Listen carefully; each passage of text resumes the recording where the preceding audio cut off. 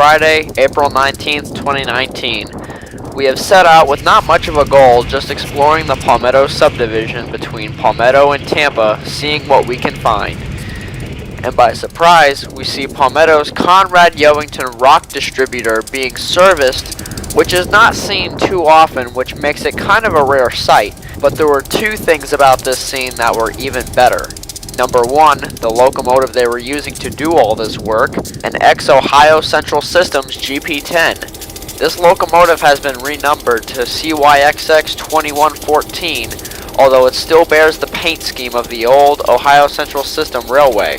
This industry used to use an old Alco S2M, which was recently donated to the Florida Railroad Museum and is still in operation to this day, and this is what replaced that Alco S2M.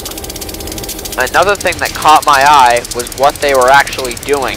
They were unloading loaded rock cars that had been recently brought in by CSX train 0750. This is something that I have never seen before, so this was a pretty nice sight for me.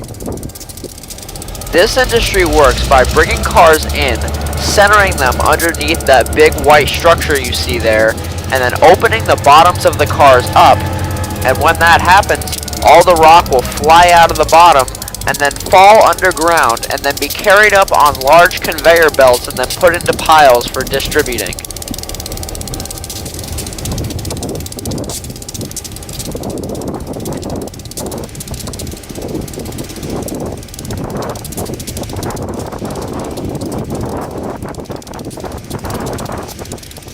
Now some of y'all may be wondering what that white structure is actually there for.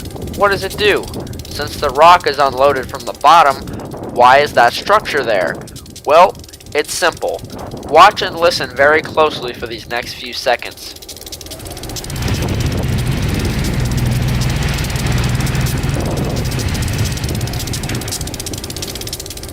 I do not know the exact name of this structure, and if anybody watching does know, please let me know in the comments, but the function is very simple. A small mechanism lowers onto the top of the car and vibrates to get every last rock out of the car. It's basically precision, if you ask me. The very next day, we're back out on the high iron. The very first train to come this morning was the infamous juice train, and what happens next is fairly common in this area, but it's still not very easy to watch.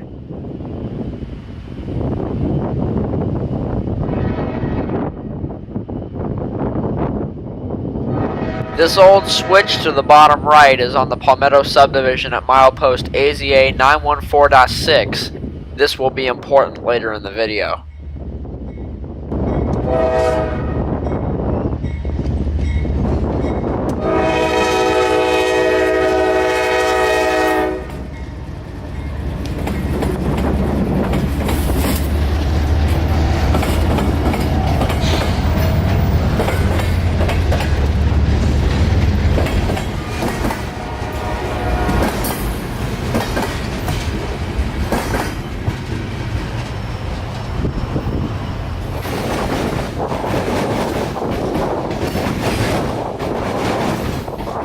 We also caught the juice train at the Little Manatee River, and that's where we would wait on our next train, which is one I stayed a lot but don't commonly see.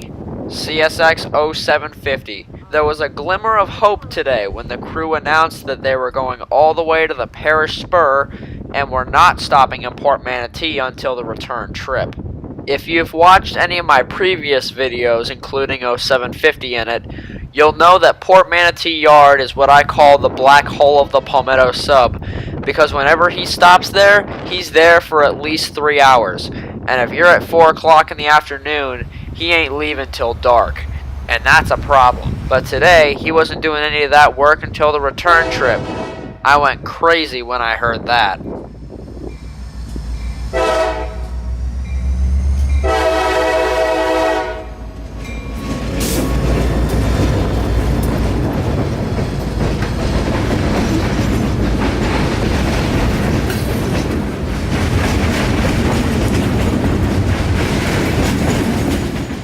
The main reason I went out to catch 0750 today was because the day prior there was a huge cut of empty rock hoppers sitting behind the Walmart, which is where Conrad Yelvington shoves their empty cars once they're done unloading them. And that's where they will sit until 0750 or 0705 comes to pick them up. The Parish Spur is a line that comes off of the Palmetto Subdivision on that switch that you saw earlier, and the Walmart that I was referring to a minute ago is about a mile up that sub. About 15 more miles past the Conrad Yelvington is the Florida Railroad Museum.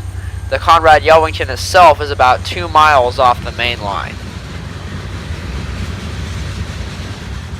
What surprised me about 0750 today was what he was hauling behind him. Because of all the empty cars in Palmetto, I was assuming that he was going to the Parish Spur strictly to pick those up and bring them back.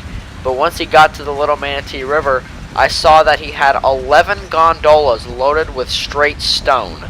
I've only seen gondolas at this Conrad Yelvington once before, and I'm assuming that they're unloaded by using some sort of excavator, as those aren't the kind of cars that can unload like the rock cars earlier did. Something I've been waiting to see for a while. 750 ain't stopping at Port Manatee yet. He flies past and around the corner.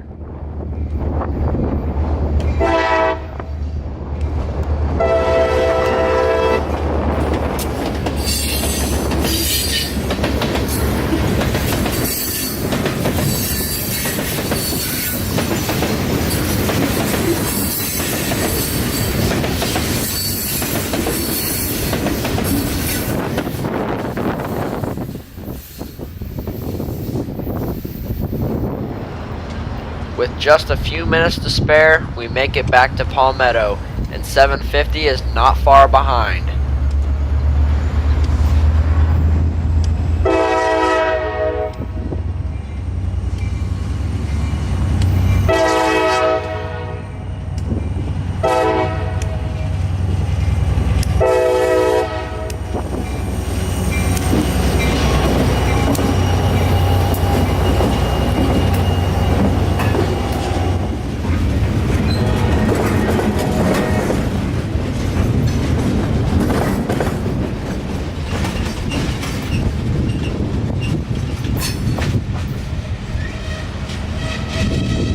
Conductor guides the train to a safe stop just past the switch. Conductor lines the switch. Flags the unguarded railroad crossing. Then tells the engineer to come on back.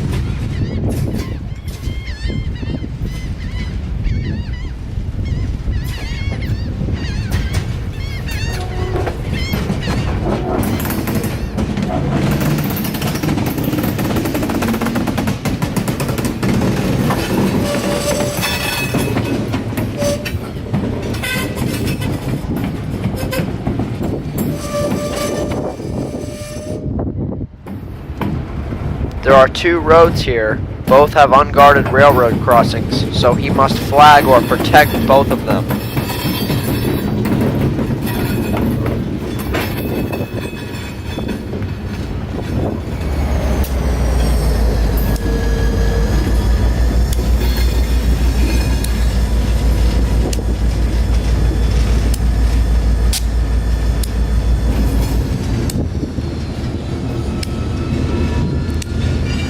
One thing I did not expect was when the crew made it back to where all of the empty rock hoppers were, the crew was surprised to find them there.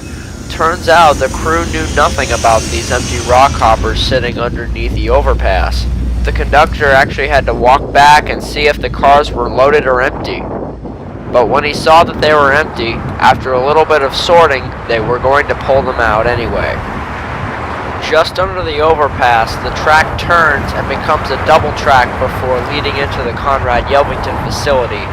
They were going to shove the train back there and sort through it to make sure they would only bring the empty cars with them. That was my main goal today, was to catch 0750 coming into Bradenton to run around his train with nothing but a rock consist behind him. And although I've been trying to catch this move for almost 2 years now, in typical 0750 fashion, He backs into a place where I can't see him and then sits there until our time runs out.